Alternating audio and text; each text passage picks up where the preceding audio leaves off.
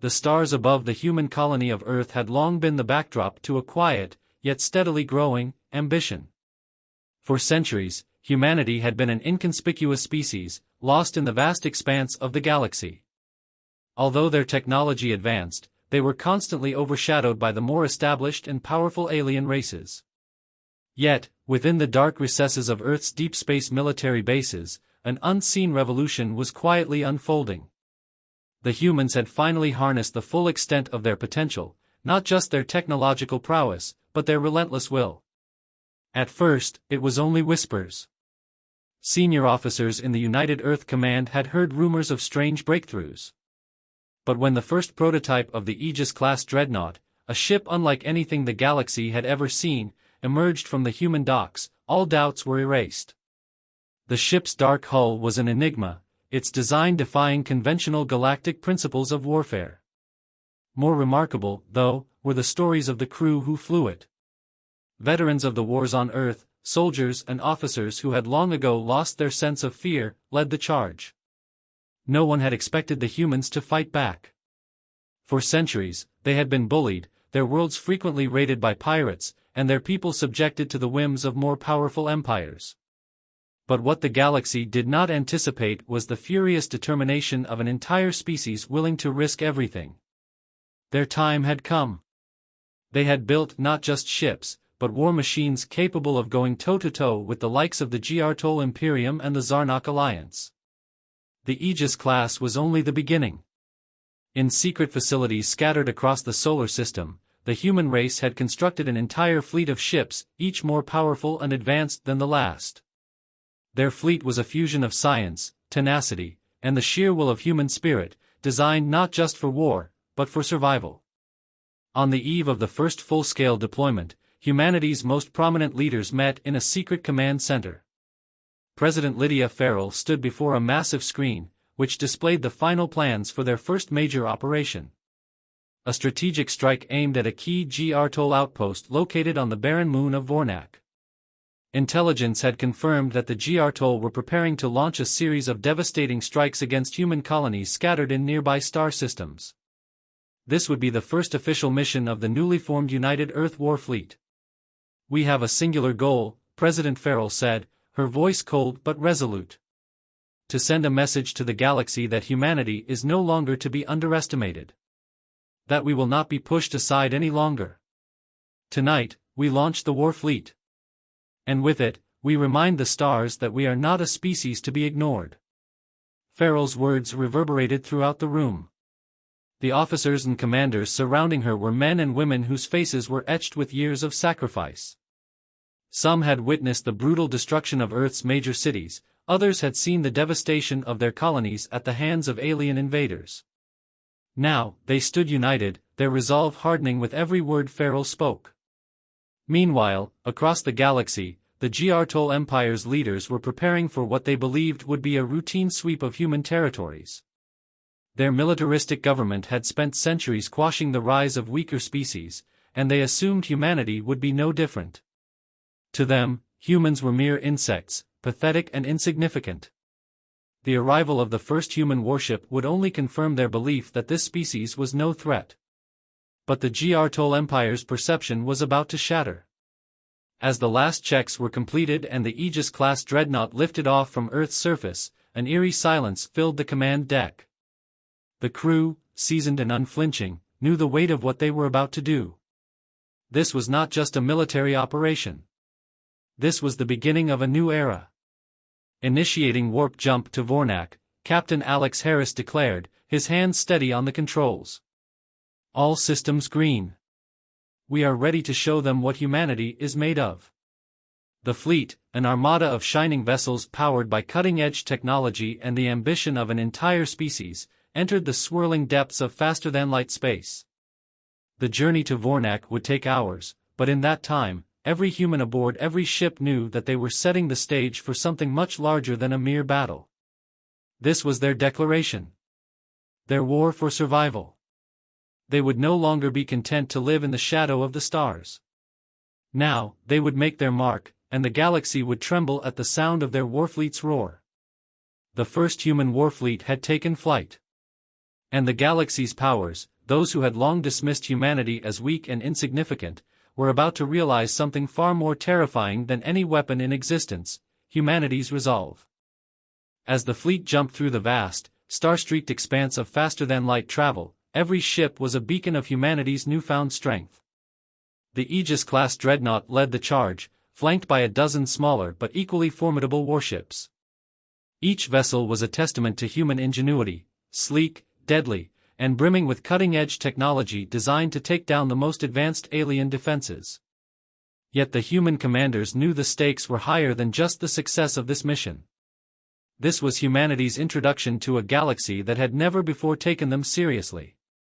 After hours of tense travel, the fleet arrived at Vornak's orbit. The barren moon, home to a Grtol military outpost, lay shrouded in the darkness of space, its surface pocked with ancient craters and scorched by the brutal radiation of its nearby star. The outpost itself was nothing more than a series of fortified bases, seemingly impregnable, surrounded by a defensive perimeter designed to ward off any would-be attackers. The Grtol were confident in their defense systems. They had been used to easily dispatching primitive species that dared to oppose them. But now, the humans had arrived. The moment the fleet emerged from the warp field, the Grtol forces were alerted. A ripple of surprise coursed through their ranks, but they quickly fell into combat readiness.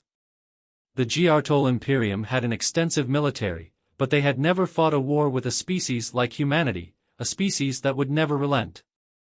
The first shot was fired by the Aegis-class dreadnought.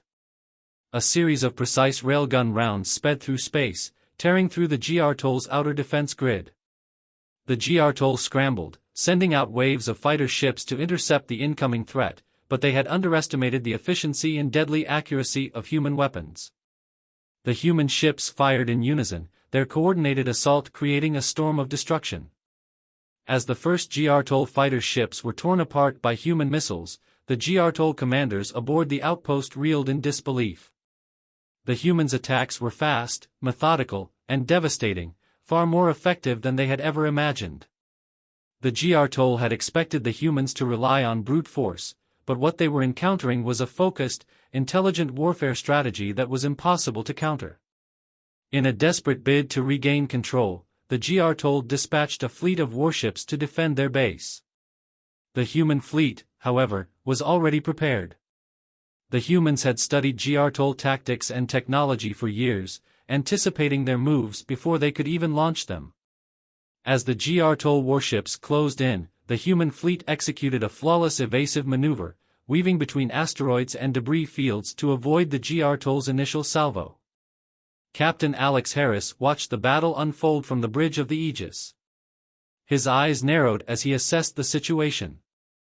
The Grtol might have superior numbers, but they lacked the tactical flexibility and raw determination that humanity possessed. The Grtol had underestimated their enemies, and now, the price of that oversight would be their own downfall. "Lock onto their command vessel," Harris ordered. His voice was calm, almost eerily so, as if he were guiding the crew through a routine drill rather than the chaos of an interstellar battle. "Locked on, Captain," the weapons officer responded, his fingers moving rapidly over the controls. "Targeting their lead ship now." The Aegis class fired a precise volley of energy torpedoes, targeting the Grtol command vessel at its weak points. The first shot struck home, rupturing the Grtol ship's outer hull and sending it into a slow, spiraling descent toward Vornak's surface. A ripple of fear spread through the Grtol forces. For the first time in centuries, they were losing control of a battlefield they had assumed was theirs by birthright. Desperate to turn the tide, the Grtol unleashed their secret weapon, an experimental plasma cannon capable of devastating entire fleets. The weapon's energy pulse shot across the battlefield like a comet, its destructive power threatening to incinerate the human fleet in a single strike. But humanity's warships were already in motion. They dodged and countered with dazzling precision, using their superior maneuverability to avoid the deadly blast. The Aegis and its allies returned fire immediately, launching a barrage of antimatter missiles that struck the Grtol's plasma cannon, destroying it in a cataclysmic explosion. The battle raged on, but the momentum was shifting. The Grtol forces, once so confident in their superiority, were faltering. They had expected the humans to cower, to submit in the face of overwhelming force. What they did not understand was that humans fought not just for survival, but for the chance to prove they were capable of more. As the final Grtol warship exploded in a fiery ball of debris, the fleet of human warships stood victorious. The battle was won, but this was just the beginning. Humanity had not only taken down a key Grtol stronghold, they had sent a message. The galaxy would never look at humans the same way again. The galaxy shook in the wake of the humans' unexpected victory. News of the destruction of the Grtol outpost on Vornak spread like wildfire across the known star systems, igniting fear and curiosity in equal measure. For the first time in millennia, the galaxy's dominant empires were forced to confront the unthinkable. Humanity was no longer a weak, primitive species but a force capable of challenging the greatest powers in the universe. The Grtol Imperium, known for its ruthlessness and advanced military technology, was humiliated. Their outpost had been obliterated in a matter of hours, their fleet scattered, their command structure shattered. The Grtol had underestimated humanity's tenacity, and they now found themselves scrambling to recover from the unexpected loss. With their pride wounded, their leaders convened in emergency meetings, plotting their next move. The Grtol had always prided themselves on their martial superiority, but the humans had exposed a fatal flaw in their arrogance. In the corridors of power, Emperor Drosk, the supreme leader of the Grtol, raged against the audacity of the humans. His war council was filled with generals, diplomats, and technocrats, all of whom were now scrambling to formulate a response. The Emperor's voice boomed in the council chambers, his frustration palpable. "We will not be made fools of," Drosk growled. "Prepare the fleets. We will strike back, and we will wipe this human threat from the stars. They have tasted victory, but it will be their last." The Grtol were far from the only ones paying attention. Other galactic powers, some of whom had long held dominion over entire sectors of the galaxy, were now watching with growing concern. The Zarnak Alliance, a highly intelligent and calculating species, observed the battle from their hidden satellites. The Zarnak had always considered humanity a lesser species, but their rapid technological advancements and brutal efficiency in combat had made even the Zarnak nervous. The Zarnak Council convened to assess the threat the humans posed. A species that had once been a mere curiosity was now becoming a contender for galactic dominance. Their ability to innovate, adapt, and fight with such ferocity was a quality that the Zarnak respected, perhaps feared more than anything. "We underestimated them," Zarnak Prime Minister Gara stated, his voice cold and analytical. "Their fleet outmaneuvered the Grtol. We must act swiftly before their influence spreads further." The Zarnak were no strangers to warfare, but their preference had always been diplomacy, negotiation, and subtle manipulation. Yet, in the face of this new, unpredictable adversary, even the Zarnak found themselves debating whether they should take a more aggressive stance. The decision was made: a fleet would be dispatched to observe humanity, assess their strengths and weaknesses, and, if necessary, strike before the humans could pose an even greater threat. But humanity, unknowingly, had already begun to set its sights on something much larger than a single victory. With their first triumph over the Grtol, they had proved something to themselves and the universe: they were capable of greatness. Now, President Lydia Farrell, aboard the flagship Aegis-class dreadnought, was preparing for the next phase of humanity's rise. "We've done more than prove ourselves in battle," she said to her senior commanders. "This is about establishing humanity's place in the galaxy. We can't just take our victory and go back to the shadows. We need to secure our future, expand our reach, and send a message. The galaxy will know that humanity is not to be trifled with." Farrell's words resonated deeply with her crew. They had risked everything to defeat the Grtol, and now it was time to press their advantage. The human fleet began to prepare for the next phase of their campaign, setting their sights on the Zarnak-controlled sectors, once thought to be beyond their reach. However, not all of humanity's allies were as eager to take this bold step. General William Hayes, one of the more conservative commanders aboard the Aegis, cautioned against overextending their reach too quickly. "We've won one battle, but that doesn't mean we can take on the galaxy. The Zarnok are no slouches. They'll be ready for us, he warned. Farrell listened carefully to Hayes' concerns but was resolute. We're not here to play it safe anymore. The galaxy needs to understand that humanity will not sit on the sidelines. If we wait for permission, we'll never move forward. We need to show them that we're not just a threat, they need to understand that we're a force of change. As the human fleet prepared for its next move, the galaxy watched with bated breath. The ripple effect of humanity's victory over the GR Toll had already begun to change the balance of power. Whether through fear, respect, or curiosity, every faction in the galaxy now had to reevaluate its position. The next step would define the course of human history. Would humanity be crushed beneath the weight of the galaxy's great empires, or would they carve out a new future where their species stood as a legitimate power? No one could say for certain, but one thing was clear: humanity was no longer the underdog. The galaxy had never witnessed a force quite like humanity's. In the wake of their victory over the GR Toll, a profound shift began to take place. Once isolated and ignored, humans now found themselves at the center of galactic politics, their every move scrutinized by powers who once considered them inconsequential. While the GR Toll and Zarnok plotted their responses, an unexpected reaction was brewing elsewhere, among the oppressed. Across the galaxy, systems and colonies that had long suffered under the thumb of the galaxy's empires saw humanity's success as a sign of hope. The notion that a species once thought weak had stood up and defeated one of the most powerful militaries in the known universe inspired countless individuals and groups to consider their own futures. The first sparks of rebellion began in the subjugated colonies of the Zenith regime, a harsh, authoritarian empire that had kept its citizens in line through fear and brutality. The Zenith had maintained a tight grip on their territories for centuries, but now, whispers of humanity's success spread like wildfire through the lower ranks of their population. On the mining colony of Tarash, a world deep within Zenith territory, the first signs of rebellion began to stir. A group of disenfranchised workers, who had long been subjected to the Zenith's cruel labor policies, secretly formed an underground resistance. They had heard the stories of humanity's victory over the GR Toll, and in those stories, they found inspiration. No longer would they suffer in silence. The resistance, led by a former Zenith soldier named Lyra Kellen, began to sabotage supply lines, disrupt military patrols, and rally local citizens to their cause. Lyra had once been part of the Zenith military, but after witnessing the brutal suppression of her own people, she deserted her post. Now, she led a growing army of rebels who dreamed of a future where they could be free from the oppressive rule of their alien overlords.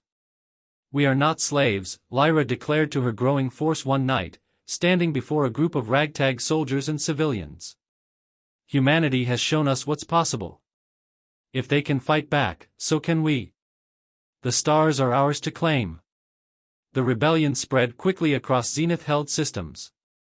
News of their success reached the ears of other oppressed groups, and soon, more and more colonies that had been under the Zenith's control began to rise up. The Zenith regime, caught off guard by the sudden resistance, responded with brutal force. But the uprisings were no longer just acts of desperation, they were coordinated, fueled by a desire for freedom that could not be easily crushed. Meanwhile, humanity's fleet had begun its own campaign to extend its influence. President Farrell's plan was clear: humanity's survival depended not just on military strength, but on forging new alliances. The Zarnok were an obvious target, but President Farrell knew that a more subtle approach would be needed. She sent emissaries to the nearby Rilkari Confederation, an alliance of merchant species who valued trade above all else. While the Rilkari had always been neutral in galactic conflicts, their control over vital trade routes made them a power that could not be ignored. Farrell's emissaries presented the Rilkari with an offer they could not refuse: join the humans and benefit from their military might and trade, or risk being overrun by the impending war between the galaxy's powers. The Rilkari, pragmatic as always, saw the humans as a rising threat and chose to align with them, providing humanity with a critical strategic advantage in the sector. As human fleets moved through the galaxy, forging alliances and securing their position, the rebellion on Tarash reached its peak. The Zenith Empire, having underestimated the resolve of the rebels, sent its elite forces to stamp out the insurrection. But what the Zenith did not account for was the human influence that had infiltrated the resistance. Lyra Kellen, once a former Zenith soldier, had been trained in human tactics during her time working alongside human intelligence operatives. The humans had shared their knowledge of warfare, teaching her how to use guerrilla tactics, psychological warfare, and modern technology to level the playing field. Armed with human strategies, the resistance launched a final, decisive attack on the Zenith stronghold, crippling their command center and sending the Empire's forces into disarray. When the dust settled, Tarash was free. The Zenith Empire had lost one of its most critical mining colonies, and the rebellion had scored a victory that would reverberate across the galaxy. Humanity's involvement in the rebellion did not go unnoticed. The Zenith Empire, already reeling from the loss of their outpost on Vornak, now found themselves facing an insurgency fueled by the human spark. This new front would stretch their forces thin, weakening their ability to retaliate against the growing human presence. But it wasn't just the Zenith who were affected. The GR Toll, still licking their wounds from their defeat, recognized the danger that humanity represented. Their vast empire, once the unquestioned dominant force in the galaxy, now found itself challenged on all sides, not just by humanity's fleets, but by the very notion that their power could be toppled. The ripple effect of humanity's first victory had begun to turn into a tidal wave.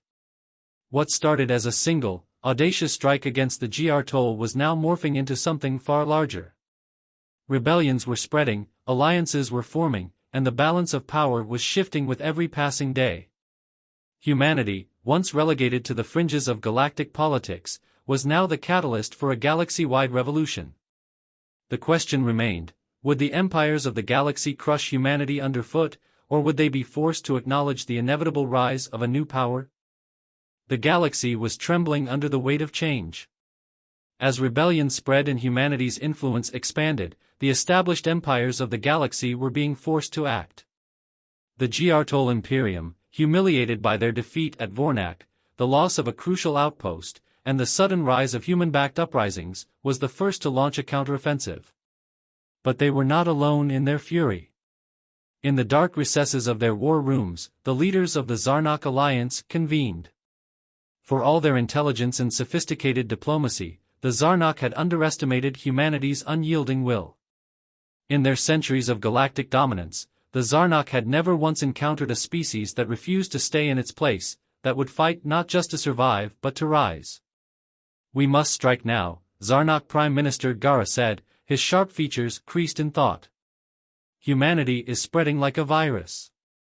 They have inspired rebellion throughout the galaxy, and every success they have only feeds that fire.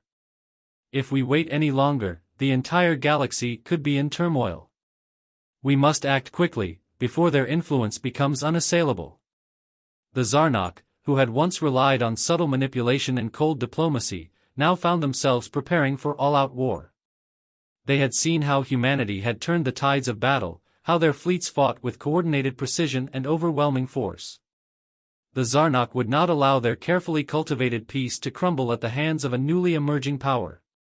In the Giartol Imperium's war chambers, Emperor Drosk slammed his fist down onto the table. His once proud empire was in disarray. Entire fleets had been routed by humanity's seemingly unrelenting forces, and their grip on their outer colonies was loosening. Yet it was not just military failure that plagued him, it was the insult to their pride. The Giartol were a proud species, and they would not tolerate the humans' defiance. "We will make them pay," Drosk spat. "The humans' warships are impressive, but they are fragile. Let them taste the full might of our fleet. We will strike at their colonies, at their very homeworld. If we break their spirit, they will fall in line like every other species that dared to rise against us." Drosk's voice carried throughout the war room, and his commanders nodded in agreement. It was time for the Giartol to take the initiative, to bring the galaxy to its knees in a show of overwhelming force. They would destroy the human fleet and wipe out the rebellion at its core. They would crush this growing insurgency and send a message that humanity was a fleeting moment, soon to be forgotten. The first target in their sights was Earth itself. The Giartol fleet, now reinforced with new warships and dreadnoughts, emerged from the shadows of the galaxy, their course set for the cradle of humanity. With a fleet far superior in numbers and firepower, the Giartol believed the humans' victory was nothing more than a fluke, a brief moment of glory before the inevitable collapse. Back at the heart of humanity's command, President Lydia Farrell received the grim news. The Giartol were coming. And this time, they weren't bringing just an outpost or a single strike force, they were bringing the full weight of their military might. Earth would soon be under siege. Farrell stood on the bridge of the Aegis, gazing out at the stars. Her mind raced as the magnitude of the situation set in. Humanity's future depended on this battle. A loss would mean extinction or subjugation under the Giartol's boot. "We won't let them win," Farrell said firmly. "We've made it this far by fighting, and we will continue to fight. We will defend our home." The Aegis dreadnought, along with the rest of humanity's fleet, prepared for battle. The human forces, though smaller than the Giartol's, had the advantage of sheer willpower and a familiarity with the stakes of this war. For them, this was not just a military engagement, it was a fight for survival.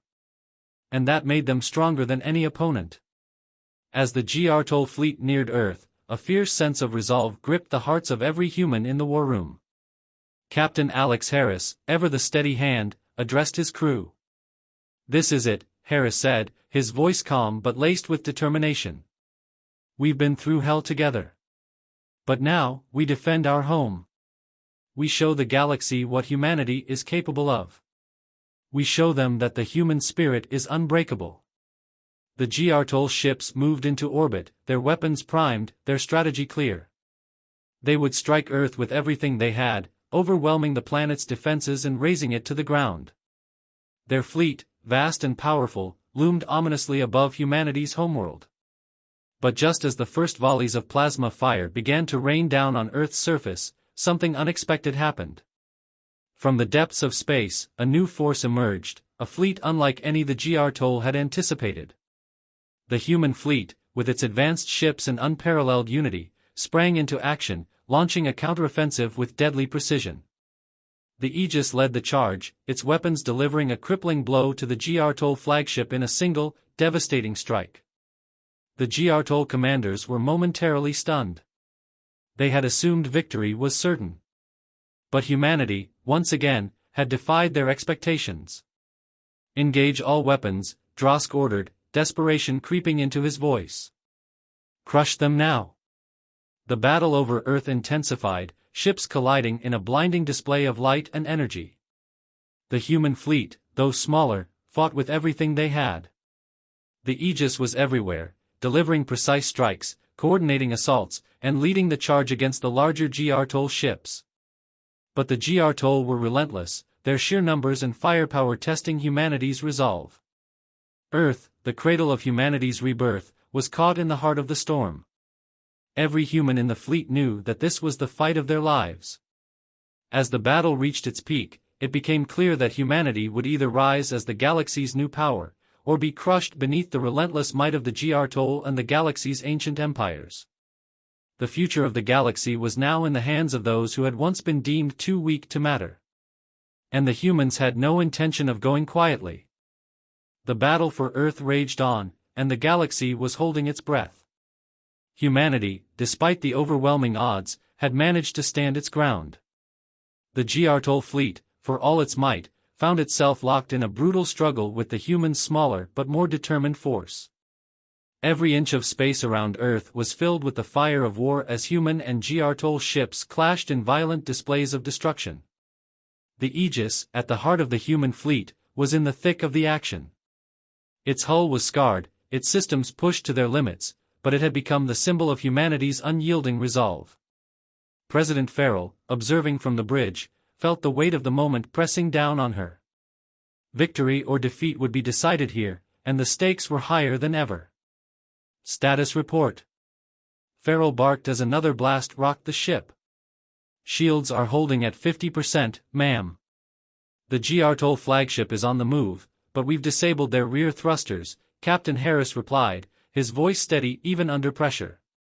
"We can take them, but we need to break their formation." Once their flagship falls, their morale will crumble. The GR Toll, sensing their flagship's vulnerability, desperately attempted to regroup. Their pride was on the line, and Emperor Drosk knew this battle was their last chance to reassert their dominance. If humanity could defeat their mightiest warship, they would lose not just the battle, but the war. We cannot allow this, Drosk fumed aboard his flagship, his face contorted with rage. They've humiliated us long enough. If we die today, we die fighting. The GR Toll fleet surged forward, firing their weapons in a desperate bid to turn the tide of battle. But humanity, though outnumbered, was no stranger to fighting with everything they had. The Aegis led the charge, its weapons systems humming with deadly energy, unleashing a concentrated barrage that shattered the GR Toll flagship's shields and tore into its hull. Target their central reactor, Captain Harris commanded, his voice a mix of determination and calm. The ship's forward cannons locked onto the flagship's weak point, and in a coordinated strike, they unleashed a barrage of energy so powerful it split the GR Toll ship in two, sending a massive shockwave through the battlefield. The GR Toll flagship, once the symbol of their empire's power, was no more. The ensuing chaos on the battlefield was deafening. The remaining GR Toll ships, their coordination lost, began to retreat in disarray. The human fleet, emboldened by the fall of the flagship, pressed forward with renewed ferocity, pushing the GR Toll forces further into retreat. "We did it," cried one of the crew members aboard the Aegis, overwhelmed by the magnitude of their success. But the war was far from over. As the human fleet secured Earth's orbit, word spread across the galaxy. The GR Toll, once considered an unstoppable force, had been defeated by the humans. The power structures that had ruled the galaxy for centuries began to tremble. Other species, once too fearful or indifferent to take action, now found themselves at a crossroads. The Zarnok, who had been watching the battle unfold from their safe distance, knew that they could not afford to let the humans gain any more ground. Humanity had proven itself capable of fighting on a scale they had not expected. Their potential was clear. The Zarnok had calculated all the possibilities, and now, they had a choice: make a preemptive strike and risk a full-scale war, or find a way to ally with humanity before it was too late. Back on Earth, President Farrell convened an emergency council. With the GR Toll retreating and their empire in tatters, it was time for humanity to take the next step. "The GR Toll are down, but we're far from out of danger," Farrell said, addressing the assembled officers and diplomats. "The Zarnok will be our next challenge. If they believe we're a threat, they'll strike first. We need to act quickly." General Hayes, who had been a vocal skeptic of humanity's aggressive stance, stood up to speak. "We've proven ourselves in battle, but this is more than just firepower. We need allies. The galaxy won't respect us until we show that we can lead, not just fight." Farrell nodded in agreement. "We've earned our place in the galaxy. But we won't keep it through brute force alone. It's time to show the galaxy that humanity can build a future of cooperation, not just conflict." The human fleet, now battle-tested and battle-hardened, was readied for the next phase of the war, diplomacy. In the shadow of Earth, a fleet of Zarnok warships appeared. Their sleek, alien forms were a stark contrast to humanity's rugged, battle-worn ships. Their emissaries, draped in robes of silver and violet, transmitted a message to the humans. It was clear that the Zarnok were seeking a new kind of peace, one that would secure their place in the galaxy while avoiding direct confrontation with the rising human threat. "We come to speak," the Zarnok envoy's voice echoed across the human comms. "The galaxy is at a crossroads. We acknowledge your strength, President Farrell. But we wish to avoid further conflict. Let us discuss terms." Farrell, standing at the forefront of this momentous meeting, knew that this was not just a diplomatic encounter, it was the future of humanity in the balance. She had already led humanity to a stunning victory. Now, she had to convince the galaxy's most powerful species that they were not just a force to be feared, but a force to be reckoned with in shaping the future. "We're not looking for war," Farrell replied, her voice steady. "But we will not be intimidated. Humanity has earned its place. And we will forge our own destiny." The Zarnak envoy nodded, their eyes glinting with respect, or perhaps fear. Then let us see if we can find common ground. The galaxy is changing. Humanity, for better or worse, is now at its heart. The tipping point had been reached. The battle for Earth was over. Now, humanity would face its greatest challenge yet, securing its place in the galaxy and determining what kind of future it would lead. Would they be the galaxy's rulers, shaping the stars in their image? Or would they be a new breed of power, one defined not by domination, but by strength, honor, and the relentless pursuit of their own future? The answers would come in time, but for now, humanity had proven that their place in the stars was no longer up for debate. The galaxy stood at the precipice of a new age. Humanity, once an unknown and underestimated species on the fringes of galactic affairs, had not only survived but emerged as a powerful force capable of shaping the future of the cosmos. The battle for Earth had been the first of many victories, but the true test had just begun. Now, humanity stood poised to enter the complex web of galactic politics, where alliances, betrayals, and ideologies would define the path forward. President Lydia Farrell, having just survived the brutal conflict with the Grtol and secured a tenuous peace with the Zarnak, stood at the helm of a galaxy that was rapidly transforming. The Zarnak had agreed to cease hostilities, but they were far from willing partners. Their motives remained clouded, their offers of peace tinged with suspicion. In their eyes, humanity was a potential threat, one they could not fully understand but feared nonetheless. Farrell knew the galaxy would never see her people as equals without proof. The next challenge was securing a lasting position for humanity, one that could not be easily overturned by those who still doubted their strength. "We must continue to expand our alliances," Farrell said during a meeting with her inner council. "The Grtol are broken, but the Zarnak will not be our only consideration. The Rilkari Confederation is a key player in the trade routes. We need their resources to ensure our future. If we can establish connections, it will allow us to solidify our standing across the galaxy." "But what about the other factions?" General Hayes asked, his brow furrowed. "The Rilkari may be useful now, but they're opportunistic. We need to keep our options open." Farrell nodded. "That's true, but we need to build bridges, not walls. Our future depends on diplomacy as much as it does on firepower." The next few months saw humanity's diplomats working tirelessly across the galaxy, forging alliances with species that had once viewed them as little more than a curiosity. The Rilkari Confederation, always focused on profit and trade, proved to be a valuable partner, providing humanity with access to key resources and crucial trade routes. Meanwhile, Lyra Kellen, the former Zenith soldier turned resistance leader, continued to rally the oppressed across the galaxy, inspiring further uprisings against the ruling powers. The Zenith Empire, weakened by their internal strife and the loss of key systems, struggled to maintain control, their once imposing military now spread thin across countless insurgent planets. The first signs of peace began to emerge. The Galactic Council, a gathering of representatives from various species, convened to discuss the future of the galaxy. Humanity's seat at the table was no longer a matter of debate, it was a fact. But the question remained, what role would humanity play in the galaxy's new order? The Rilkari, pragmatic and keen on maintaining their wealth, pushed for a system that would allow for more cooperation with humanity, ensuring that their trade routes remained protected. The Zarnak, still wary of humanity's rapid rise, demanded assurances that they would not be seen as a threat.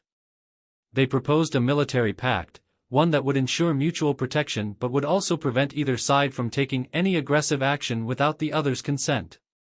The Zenith Empire, now fractured and in retreat, demanded reparations for the loss of their colonies, hoping to preserve their dwindling influence by gaining back territory from the rebellious systems. However, the Council was no longer willing to entertain their demands. The galaxy was shifting toward a more inclusive vision, one where power was no longer held by a few but distributed more equitably among the many. Humanity, standing firm in its position, pushed for a new order, one based on mutual respect, strength, and shared interests. It wasn't easy, and the negotiations were tense, but Farrell held her ground. She knew that humanity's future depended on forging a new path forward, one that recognized the power of unity without resorting to the oppression of the past. Months of negotiations culminated in a historic agreement, a treaty that would reshape the galaxy. The formation of the Galactic Alliance, an interstellar coalition that included human, Rolkari, Zarnok, and other species, marked the beginning of a new era. The old empires were no longer the sole arbiters of fate. The balance of power had shifted, and humanity stood at the center of it. As President Farrell signed the treaty, a symbol of unity and strength for the galaxy, she took a moment to reflect. The journey from the fringes of galactic obscurity to the seat of power had been a long one. Humanity had endured hardship, fought with everything they had, and shown the galaxy that they were a force to be reckoned with. But this was just the beginning.